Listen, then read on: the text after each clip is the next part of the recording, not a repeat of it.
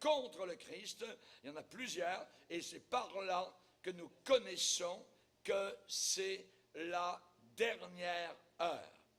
Ils sont sortis du milieu de nous, mais ils n'étaient pas des nôtres, car s'ils avaient été des nôtres, ils seraient demeurés avec nous.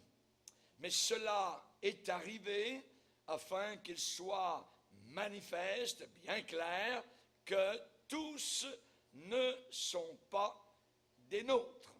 Seigneur, nous te bénissons pour ta parole. Nous te prions de l'enduire, Seigneur, de cette huile sainte, cette onction puissante de l'Esprit de Dieu, qui rend les choses de l'Esprit si réelles, si simples et compréhensibles. Nous te demandons de bénir ceux qui nous écoutent, Seigneur, en Europe, en Asie, en Afrique, Seigneur, en Océanie. Que la puissance du Saint-Esprit bénisse tous ceux qui entendent cette parole puissante. Dans le nom de Jésus, pour ta seule gloire. Amen. Et tout le peuple dit Amen. Gloire à Dieu. On peut s'asseoir, frères et sœurs, chers amis. Alléluia. Gloire à Dieu. Ce soir, particulièrement, nous allons voir, évidemment, la suite de ce matin.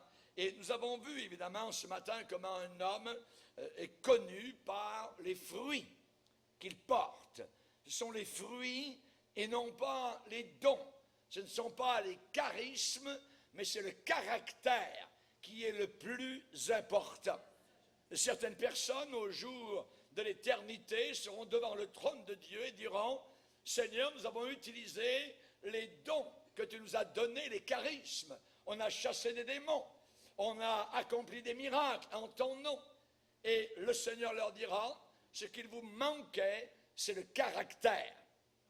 Vous êtes des ouvriers d'iniquité. » Donc on voit que le caractère, le fruit que porte une personne a plus de valeur que les dons que le Seigneur peut lui avoir accordés.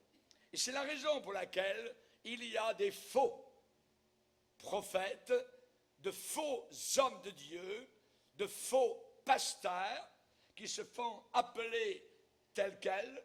Et nous allons voir ce soir, particulièrement, les points d'intérêt d'un faux prophète. Quels sont les points d'intérêt de quelqu'un qui se dit de Dieu, qui est caché sous un manteau de berger, mais qui réellement est un loup ravisseur à l'intérieur? Quels sont les points d'intérêt? Quel est l'intérêt d'un faux prophète? Un prophète qui est faux. Trois choses. Il y a trois choses qui intéressent un faux prophète. La première chose, c'est qu'un faux prophète enseigne uniquement pour le gain. La motivation derrière l'enseignement d'un faux prophète, c'est la cupidité, l'amour de l'argent. Premièrement, et c'est repoussant. Et c'est la raison pour laquelle l'apôtre Pierre enseigne lui-même en disant qu'un véritable pasteur, eh bien, doit non pas, je dirais, servir le Seigneur par contrainte, mais de façon volontaire. De façon volontaire, bien voulante.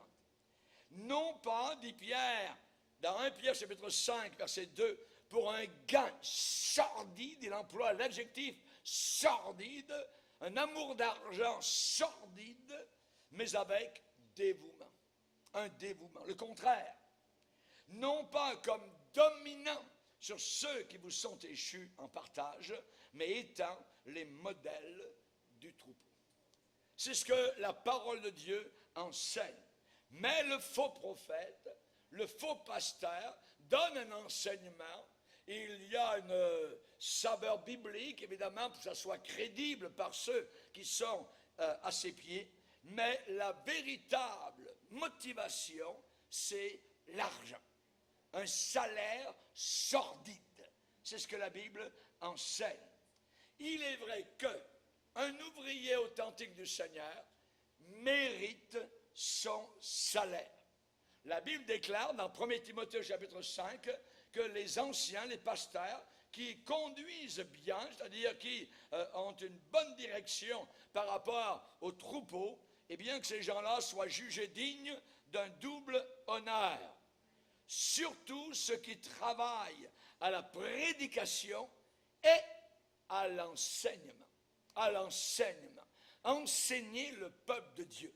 Il y a des gens qui viennent dans des assemblées juste pour frémir, juste avoir leur poil donc sur, je dirais, en l'air. Ils veulent avoir des frissons, des choses semblables, mais ce n'est pas le but de l'Église. L'Église a pour but probablement de faire travailler notre tête pour que nous puissions comprendre la foi chrétienne, que nous puissions être enseignés.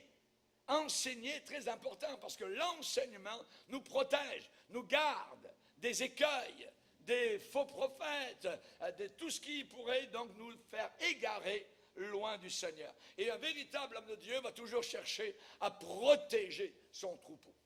Il va se battre pour ses brebis. Il va, comme David, combattre le lion et l'ours qui veulent donc avaler les brebis du Seigneur.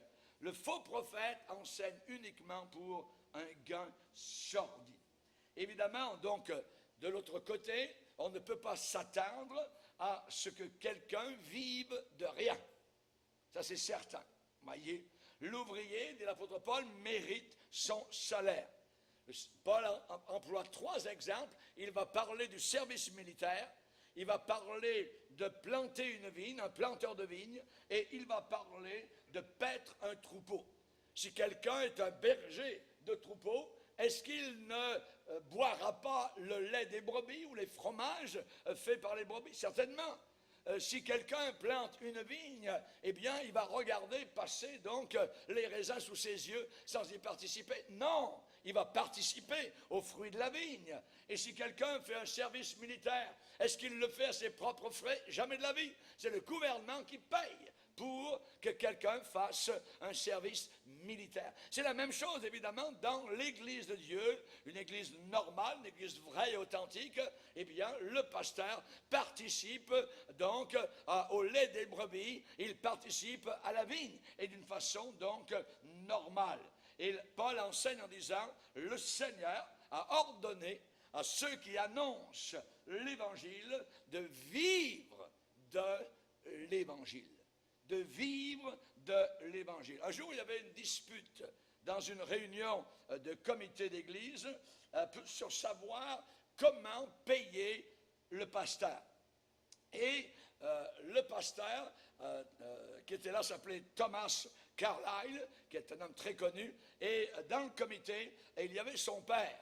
Et le père de Thomas Carlyle s'est levé dans la réunion d'affaires et a mis fin donc à la réunion d'affaires avec cette phrase: donnez à cet homme qui travaille parmi nous son salaire, il le mérite. Ça a été terminé, ça a été fini. Et aucun pasteur authentique, vrai, donc qui est digne de son salaire, n'est là pour son salaire. Absolument pas. Il est là parce qu'il a été appelé par le Seigneur. Et évidemment, son plus grand désir, c'est d'apporter la véritable parole de Dieu. C'est ça qui est son vrai désir. Et l'apôtre Paul lui-même, donc, va enseigner aux Thessaloniciens en disant, parce que certains Thessaloniciens disaient, ah ouais, Paul, tout ça, mais il vient, mais c'est pour l'argent, c'est pour son salaire, blablabla, c'est de suite. Donc, c'est pas d'aujourd'hui. Et l'apôtre Paul a écrit aux Thessaloniciens, et il a dit, notre prédication, notre service dans l'Église de Dieu ne repose ni sur l'erreur, ni sur des motifs impurs, une motivation impure, ni sur la fraude, mais selon que Dieu nous a jugés dignes de nous confier l'Évangile. Ainsi nous parlons, nous prêchons, nous enseignons, non comme pour plaire à des hommes, mais pour plaire à Dieu qui sonde nos cœurs. Alléluia. Ça, c'est le véritable, donc, homme de Dieu. Jérémie, un jour, a dit, « Seigneur, pour t'obéir, je n'ai pas refusé d'être pasteur. » Jérémie aurait pu faire autre chose que d'être pasteur. Mais Dieu l'a appelé et lui a dit, viens, je t'appelle dans le service. Ça m'est arrivé à l'âge de 21 ans. Dieu m'a appelé à son service. J'ai tout quitté. L'intendant, j'étais intendant d'un grand hôtel touristique et j'ai tout abandonné pour me consacrer à l'étude de la parole de Dieu et à faire ce que Dieu voudrait bien faire de moi. Maintenant, évidemment, un faux prophète, eh bien, son premier point d'intérêt, c'est le contraire, c'est l'argent. Lui, il a vu un moyen, un faux prophète, quelqu'un qui est tordu dans le cœur, il voit un moyen de gagner de l'argent, voyez. Et évidemment, c'est sordide au point de vue du Seigneur. La deuxième chose d'un faux prophète, c'est qu'il enseigne uniquement par prestige personnel. Par prestige personnel. L'apôtre Paul, qui est un véritable homme de Dieu, a crié le contraire. Il a dit, je suis crucifié avec Christ. Je suis crucifié avec Christ. Mais un faux prophète ne dira jamais une chose semblable. Et il y a des temps où l'on voit dans le ministère de Paul, où il a été béni, c'est vrai, par une abondance matérielle. À d'autres occasions, il s'en tenait au jour le jour. Et parfois, eh bien, ça n'allait même pas bien du tout. Et il a déclaré, j'ai appris ma leçon, j'ai appris à vivre dans l'abondance matérielle et j'ai appris à vivre dans la disette. La disette, ça veut dire que c'est le quart de ton morceau de pain, voyez. Donc, c'est petit et il faut vivre avec cela, voyez. Particulièrement, Paul témoigne de lui-même et il dit au travers de mes épreuves, au travers de mes difficultés, au travers des combats, des persécutions que j'ai subies, eh bien, aucune de ces choses ne m'a ébranlé. Aucune de ces choses ne m'a ébranlé, aucune de ces choses ne m'a fait changer de but. Le mercenaire, celui qui est attaché évidemment à l'argent, dès qu'arrive un combat terrible, dès qu'arrive une tempête, toc, il s'en va et dit je ne peux pas le prendre, terminé, bye bye, au revoir, on plie bagage et je ne peux plus être dans le ministère. Ça c'est autre chose. Le faux prophète fait cela. Tandis que le véritable, il va toffer, comme on dit, il va résister, il va rentrer la tête dans les épaules, il va subir la tempête, l'injustice, la persécution, et il va continuer parce qu'il est appelé de Dieu. Et c'est totalement donc différent. Jésus a décrit le mercenaire, le faux prophète, celui qui n'a comme but que l'argent et son prestige personnel. Il dit, Jésus, le mercenaire qui n'est pas le berger et à qui n'appartiennent pas les brebis, voit venir le loup, abandonne les brebis et prend la fuite. Et le loup les ravit et les disperse. Il les disperse. Que de fois, avec mon époux, plusieurs fois, nous avons vu cela arriver. Dans une église, il y a quelqu'un qui est mécontent. Et il commence à parler autour de lui. Et il commence à infecter d'autres personnes. Voyez? Et à partir de là, tout d'un coup, on voit 4, 5, 6, 10, 12, 20, 30 personnes s'en aller. Et ces personnes sont toutes justifiées. Elles sont toutes dans leurs droits. Elles sont toutes, on dirait, des vrais saints et des vraies saintes. Et ces personnes, nous le savons, nous, qui sommes dans le ministère, ce qui va leur arriver, c'est que le diable va les disperser. Et c'est exactement ce qui est arrivé à plusieurs reprises. Nous avons vu des gens mécontents s'en aller, ne pas prendre une réprimande ou quoi que ce soit, ou quelque chose, voyez, ou donc être attentif à des murmures, à des soi-disant oui-dire, ainsi de suite, et ne venant pas voir la personne. Le pasteur, généralement, qui est en ligne de compte, c'est toujours le leader, évidemment.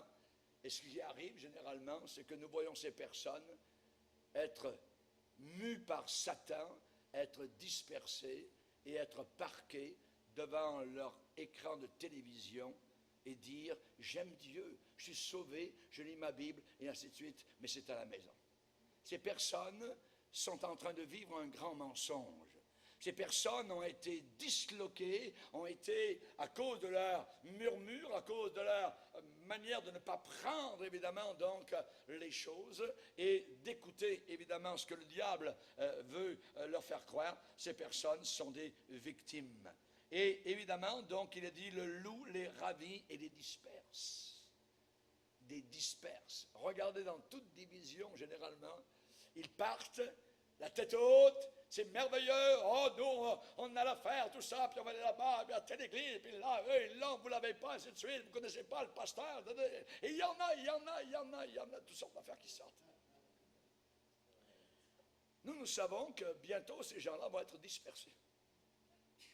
Bientôt, ces gens-là, avec une pleine connaissance de la Bible, de la parole de Dieu, eh bien, vont être écrasés par Satan, vont être dispersés. Soudain, ils commencent à trouver qu'entre eux, au travers de leur division, parce que ce qui les unit, c'est leur division, finalement, ils trouvent que, oh non, pas ça, et puis, et puis là, ils se retrouvent donc parqués, dispersés chez eux, dans leur maison. Ça finit généralement toujours sous le même, je dirais, leitmotiv. Le mercenaire s'enfuit parce qu'il est mercenaire et qu'il ne se met pas en peine des brebis. Un faux prophète ne se met pas en peine des brebis. Absolument pas, voyez, parce qu'il est mercenaire, parce qu'il est motivé uniquement par l'argent, par « regardez-moi, c'est moi, mon prestige », voyez, et ainsi de suite. Ça, c'est l'œuvre, donc, d'un faux prophète. Paul a dit, aucune de ces choses ne m'a ébranlé. Aucune de ces choses ne m'a ébranlé. Les persécutions, les épreuves, les difficultés, tous m'ont abandonné. Et il le déclare, il a été en prison, il a été malmené. On a dit toutes sortes de choses sur l'apôtre Paul. Il est fort en parole quand il écrit ses lettres, mais si vous le voyez en personne, il ne sait même pas parler, il ne sait même pas répondre, ainsi de suite. On a dit toutes sortes de choses sur lui. Et Paul est obligé de se défendre. Et si vous lisez Corinthiens particulièrement, vous verrez qu'il est obligé donc d'en venir à des visions. Imaginez, Paul n'en avait jamais parlé, parce que ces gars-là, ils parlent toujours donc de choses invisibles. Ah, moi j'ai vu ceci, moi j'ai vu cela, je suis allé au ciel, tout ça. Ah, Dieu m'a montré l'enfer, ainsi de suite. Et les autres n'ont rien à dire. Alors ces gens-là se montent évidemment avec des choses non vérifiables, voyez, pour s'élever. Et l'apôtre Paul a été obligé très souvent donc de se défendre dans ce sens-là. Paul se fichait totalement de savoir qui allait recevoir le crédit. Paul se fichait de savoir qui allait recevoir les honneurs, qui allait recevoir la gloire. Pour les faux prophètes, c'est très important. Ils m'ont oublié. C'est injuste. Ils n'ont pas pensé à moi. Voyez? Ils m'ont marché sur les doigts de pied, tout ça, les orteils. Pauvre de moi. Voyez? Évidemment, ça montre une immaturité totale. Paul se fichait de savoir qui allait recevoir les honneurs et la gloire. Mais les faux prophètes, pour eux, c'est très important. Pour eux, c'est très, très important. Le crédit, je le répète, pour toute chose, devrait toujours, toujours aller à Jésus-Christ. Et si vous êtes oublié, gloire à Dieu. Gloire à Dieu, il faut que je diminue. Il diminue. Et que lui grandisse. Il y a des gens qui ne veulent pas diminuer. Ils veulent monter. Regardez-moi. Voyez. C'est moi, j'ai fait ceci, j'ai fait cela. Voyez. Ils veulent les honneurs. Le faux prophète se sert généralement de ses messages pour s'élever lui-même, pour se glorifier lui-même. Et Paul est obligé de dire, qu'est-ce que Paul? Qu'est-ce qu'Apollos?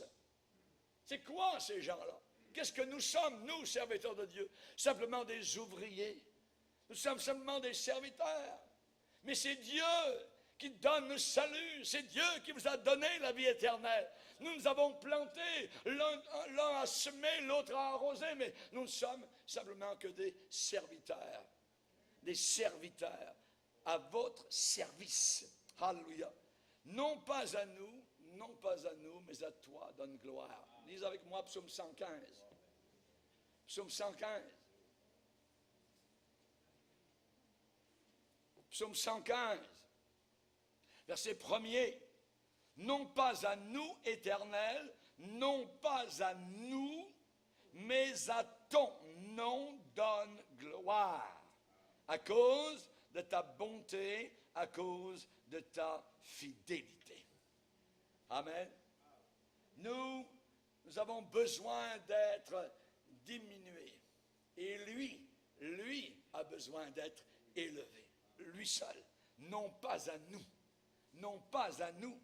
Le psalmiste aurait pu écrire « Seigneur, à toi donne la gloire ». Et ça aurait été très bien. Mais l'idée, c'est par rapport à Dieu et l'homme. Et là, il a écrit d'une manière que c'est l'homme qui doit diminuer, non pas à nous, mais à toi, Seigneur, donne gloire. Que sommes-nous? Quand une mer est en train de s'ouvrir, qu'est-ce que Moïse? Qu'est-ce que David? Alors qu'il court sur le champ de bataille, et c'est Dieu qui dirige la pierre pour que Goliath tombe. C'est Dieu qui agit. C'est lui qui dirige. Et nous ne sommes simplement que des tuyaux, amen, cachés sous la terre, au travers desquels passe l'eau qui est bienfaisante, la bénédiction et la grâce de Dieu. Amen. Alléluia. Seigneur, garde-nous enterrés. Garde-nous enterrés, non pas à nous. Quand Hérode a voulu se vanter et a fait un discours un jour, et les gens ont dit, mais Hérode, ce n'est pas la voix d'un homme, c'est la voix d'un Dieu qui vient de parler. Au même moment, alors que Hérode a accepté cette gloire qui ne revenait qu'à Dieu, il est tombé mort, rongé par les vers. Rongé par les vers. Je ne donnerai pas ma gloire à personne d'autre, a dit le Seigneur. Et dans Ésaïe, nous voyons cela deux fois. Ésaïe 40, au verset 21 à 26. Ésaïe 33, verset 10. Je ne donnerai pas ma gloire à un autre. Nous avons vu des hommes de Dieu, parfois, prendre la gloire pour eux-mêmes et n'ont pas duré longtemps. Dieu les a mis de côté sur l'étagère parce qu'ils ont pris la gloire pour eux-mêmes. Troisièmement, un faux prophète enseigne seulement pour transmettre ses propres idées personnelles. Un faux prophète a des idées personnelles et il travaille pour que ses idées à lui personnelles, ses nouveautés, voyez, c'est toutes sortes de bébelles, voyez, puissent évidemment donc faire un travail dans le cœur de ceux qui sont séduits. Si vous allez dans une église, vous avez un gars derrière un micro qui se met à faire ça pour faire tomber les gens par terre. Sortez de là tout de suite. Le vent est trop fort, sortez de là. C'est un faux prophète. Des nouveautés, des idées totalement nouvelles, nouvelles révélations, et ainsi de suite. Mais le message d'un véritable homme de Dieu va venir de Dieu, va venir de la Bible et de ses heures en prière devant le Seigneur. Élie, par exemple, qui était un véritable homme de Dieu, a dit « L'Éternel devant qui je me tiens ». Il avait l'habitude de se tenir devant l'Éternel. C'était sa place. Il priait. Il avait une vie de prière continue et régulière devant le Seigneur. Mais les idées qu'amène un faux prophète viendront de ses propres pensées à lui, de sa propre connaissance. Lisez avec moi dans Jérémie 23. Jérémie 23. Jérémie chapitre 23, et à partir du verset 16, Jérémie 23, verset 16, ainsi parle l'Éternel des armées, n'écoutez pas les paroles des prophètes qui vous prophétisent. Ils vous entraînent à des choses de néant. Imaginez des choses de néant. Ils disent les visions de leur cœur et non ce qui vient de la bouche de l'Éternel. Ils disent, parce que ça marche par rapport à ce qu'ils disent à ceux qui me méprisent. Ils disent à ceux qui me méprisent, à ceux qui vivent dans le péché, l'Éternel a dit, vous aurez la paix. Et ils disent à tous ceux qui suivent les penchants de leur cœur, leur mauvais cœur, il ne vous arrivera aucun mal.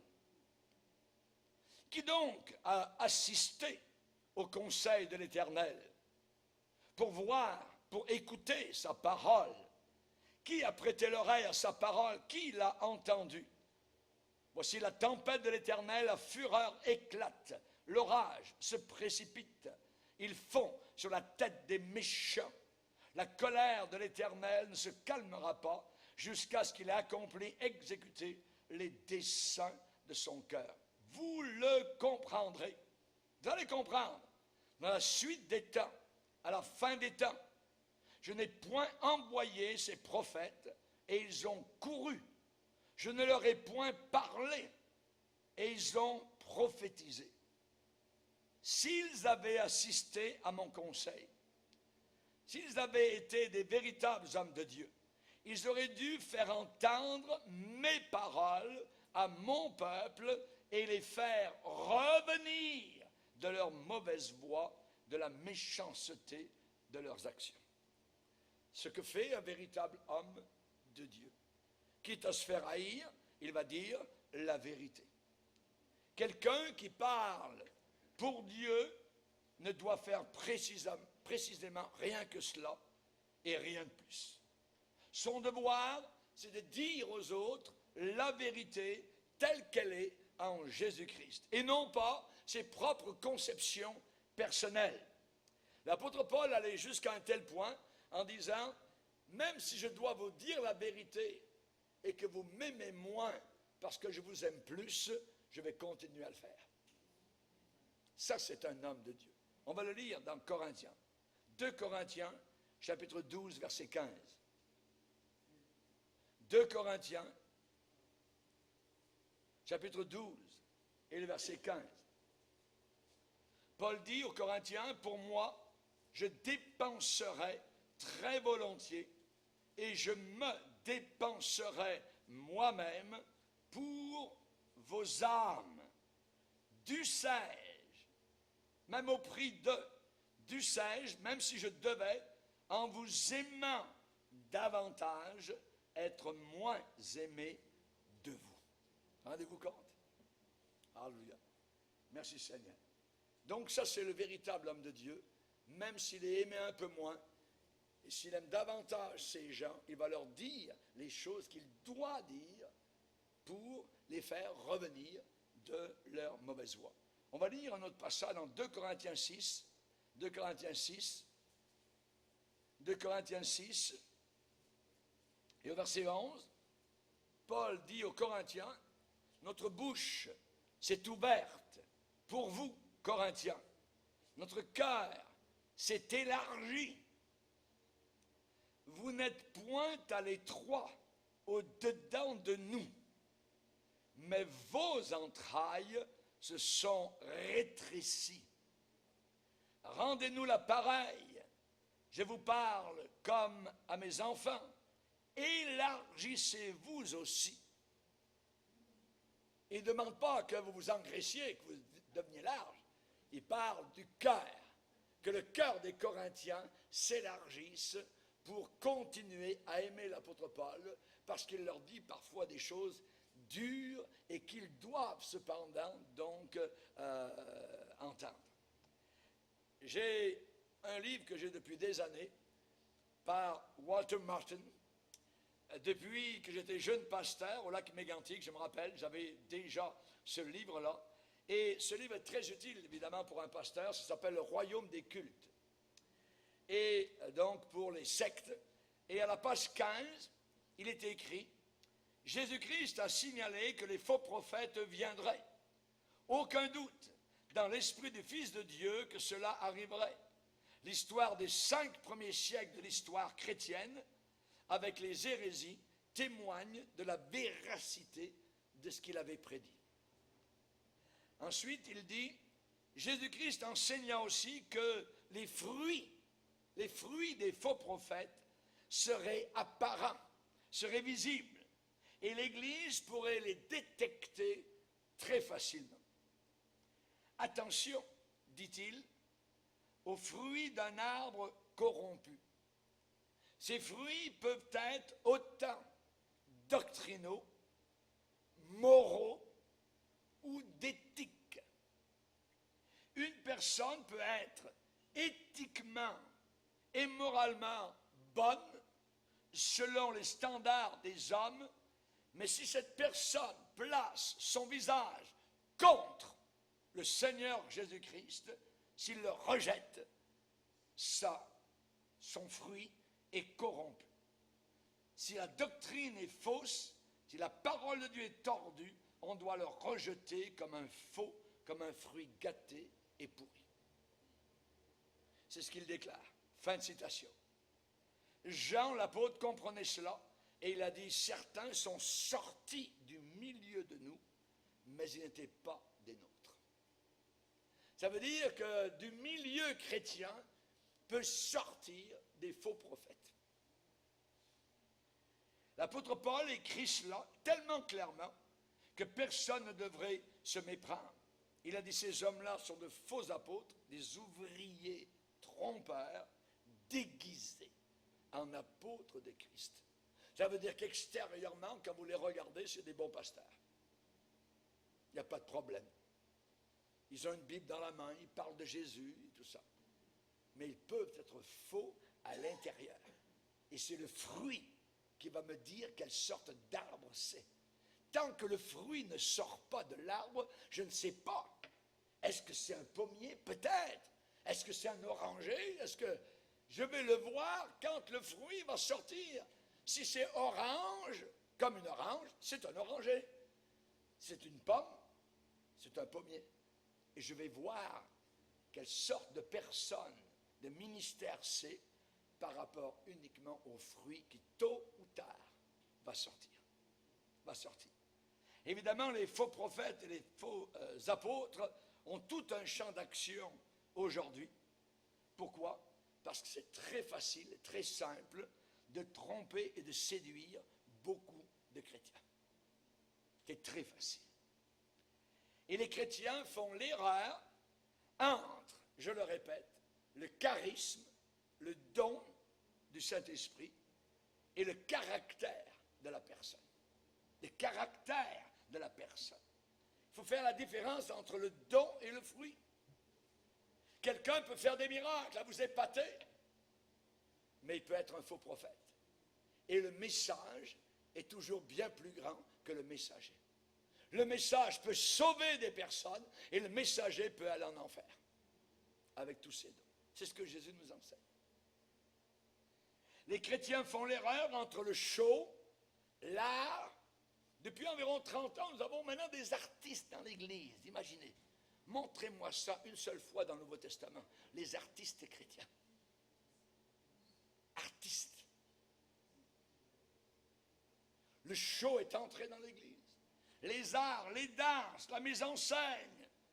Et les chrétiens qui sont assis confondent cela avec l'onction véritable.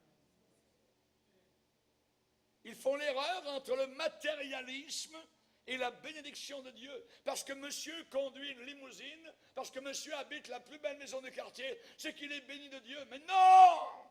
Le païen aussi a cette bénédiction à ce moment-là.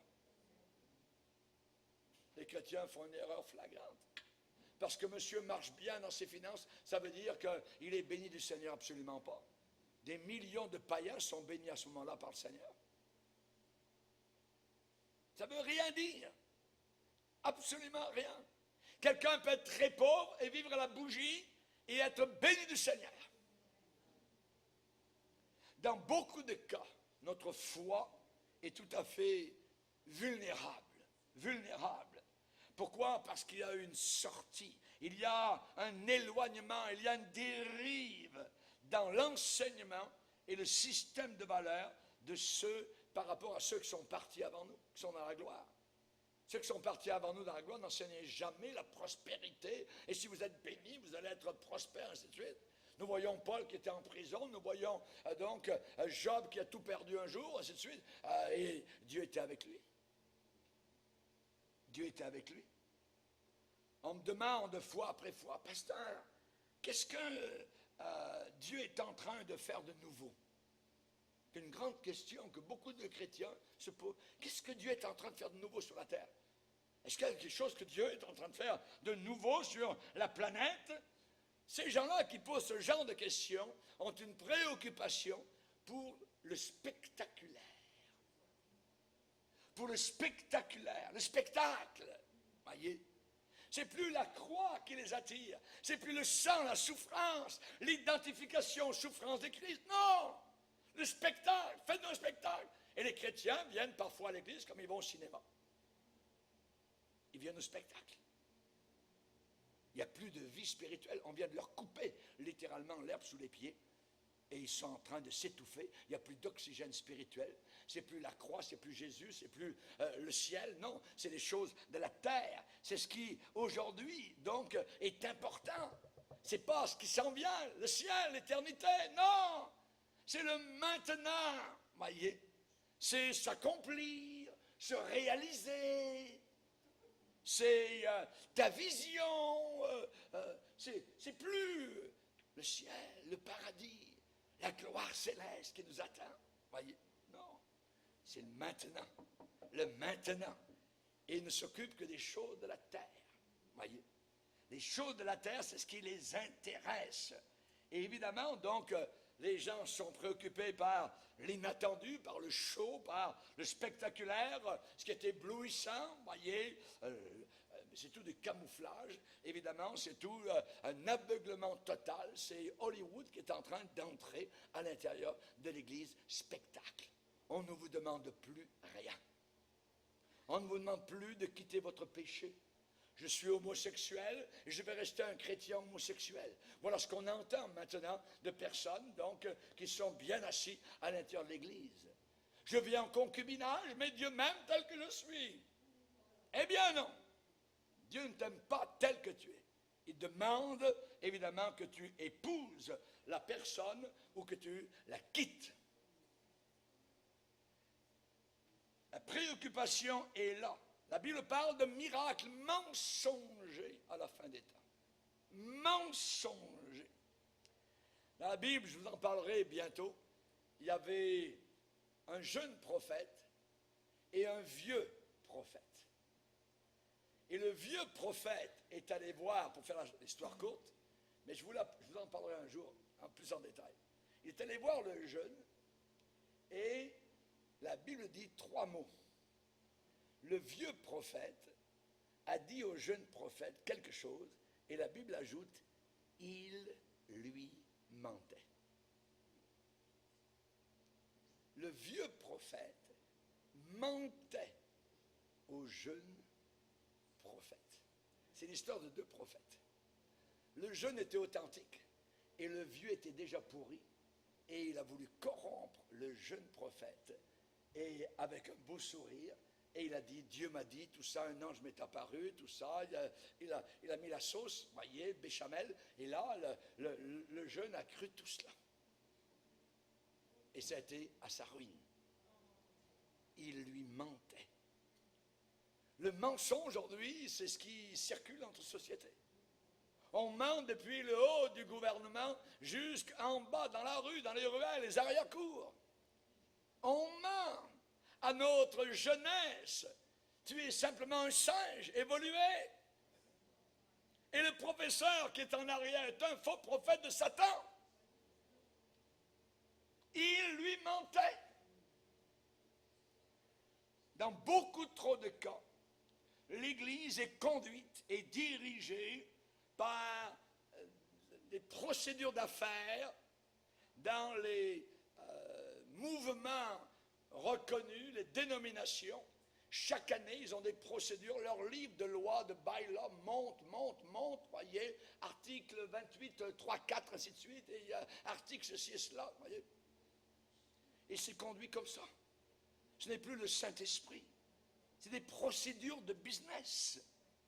Et évidemment, elle est dirigée généralement par les églises, par des leaders avec des charismes éclatants, et on ne demande quasiment rien aux gens.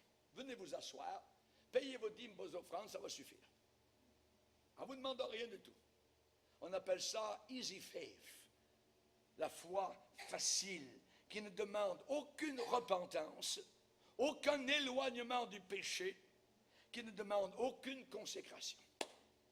Aucune consécration.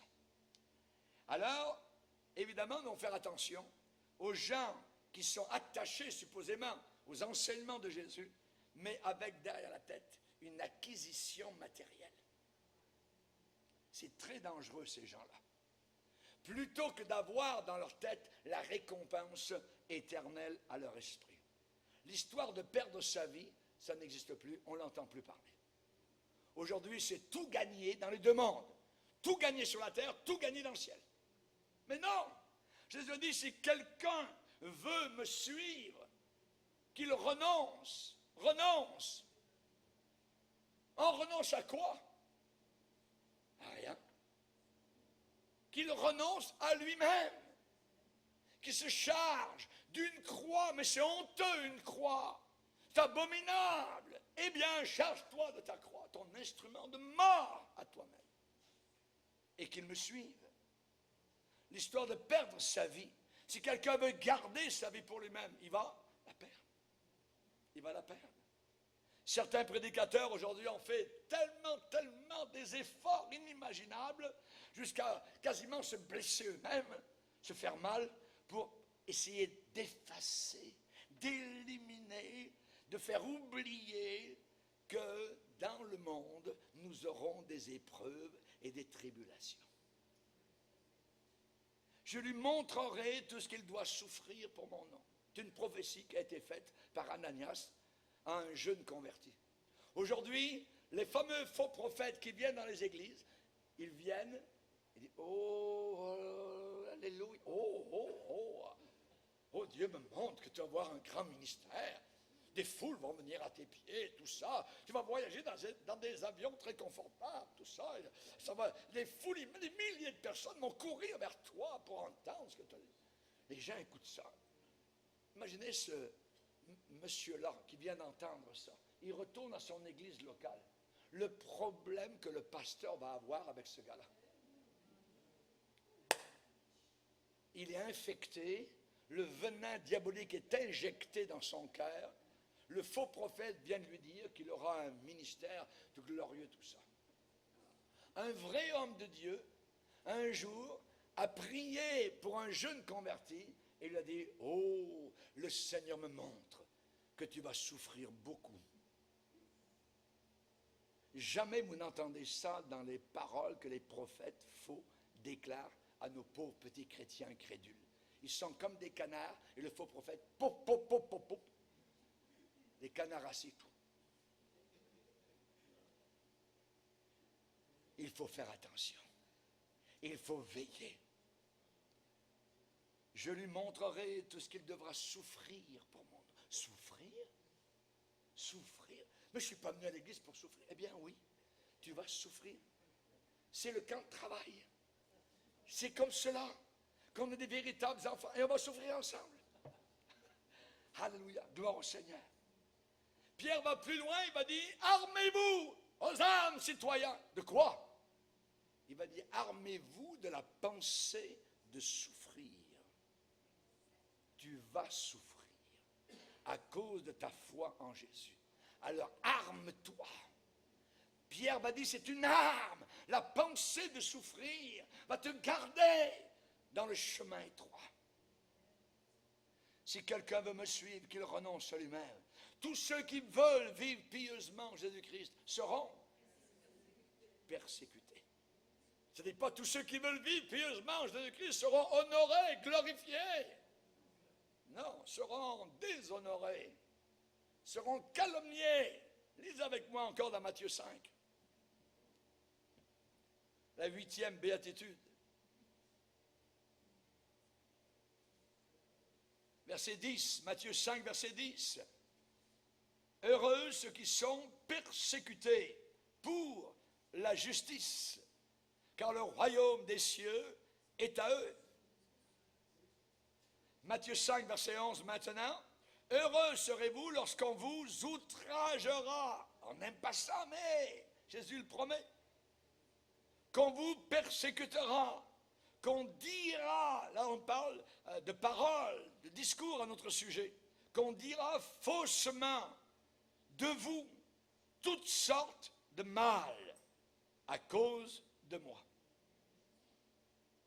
réjouissez-vous, soyez dans l'allégresse, parce que votre récompense sera grande dans les cieux. Et c'est ainsi, c'est comme cela qu'on a persécuté les prophètes qui ont été avant vous, les véritables. Alléluia. Chers amis, on n'entend pas beaucoup parler aujourd'hui de l'éternité, mais beaucoup du maintenant. Du maintenant, voyez. C'est une théologie de pêle-mêle, de débandade, désordonnée. Et l'Église chrétienne, souvent, est devenue une proie facile pour les faux prophètes. Souvent, Paul, dans Colossiens, chapitre 2, dit que personne ne vous séduise par des discours séduisants, et ainsi de suite. Voyez. Et c'est difficile, je dirais, pour Satan de piéger la plupart des chrétiens par des pièges évidents, clairs, l'adultère, tuer, le meurtre ou d'autres péchés de la chair. Mais c'est facile pour lui d'attaquer beaucoup de chrétiens sur la base de la séduction. La séduction. Le chrétien moyen connaît tellement peu la parole de Dieu que ça devient alarmant. Alarmant. Nous avons sur nos postes de radio chrétiens maintenant les adventistes qui déclarent, ils enseignent toutes les semaines qu'il n'y a pas d'enfer, tout ça, que Dieu est bien trop bon, ainsi de suite. Mais pas de problème. Le pape se joint à eux, ainsi de suite. Dieu est bien trop bon pour envoyer les gens en enfer. Oui, non, ça n'existe pas. Et les gens disent, c'est vrai, ah, alléluia, quel bon pape. Ouais. J'aimerais vous rappeler en terminant que notre seul rempart, notre unique rempart, qui va nous donner la stabilité, c'est la parole de Dieu. Vous devez la lire. Vous devez la lire. La lire. Voyez. Ta parole est une lampe à mes pieds, une lumière sur mon sentier. Ciel et terre passeront, mes paroles ne passeront pas. Il ne disparaîtra pas un iota de la parole du Seigneur. Il faut que les Écritures s'accomplissent. Jésus est mort selon les Écritures, enterré selon les Écritures. Il est monté au ciel selon les Écritures. Et il va revenir selon les Écritures.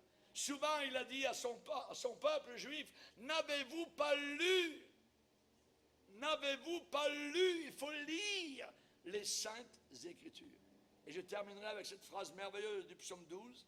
Les paroles de l'Éternel sont des paroles pures. Un argent éprouvé sur terre au creuset. Et 7 fois épuré. Chaque parole de Dieu, chaque ligne est importante. Une ligne de la Bible suffit à renvoyer 10 000 démons en enfer. La puissance de la parole divine. Que Dieu nous aide à rester attachés à cette parole-là. Amen. Et que Dieu nous garde des faux prophètes. À lui soit toute la gloire. Seigneur, nous sommes devant toi et nous voulons te bénir. Nous voulons te glorifier pour l'enseignement. Nous voulons te remercier de nous aider, Seigneur, à réaliser, Seigneur, combien nous sommes parvenus à une époque de mensonges, de séduction, d'hypocrisie, Seigneur. Nous ne voulons, Seigneur Jésus, rien savoir du péché, d'une zone sombre et obscure. Mais nous voulons marcher dans la lumière, comme toi-même tu es lumière. Merci Seigneur pour ton amour et ta grâce envers chacun de nous. Garde-nous jusqu'à la fin, veillant, priant, combattant, au nom du Sauveur. Amen. Et tout le peuple dit Amen. Amen. On va se lever ensemble.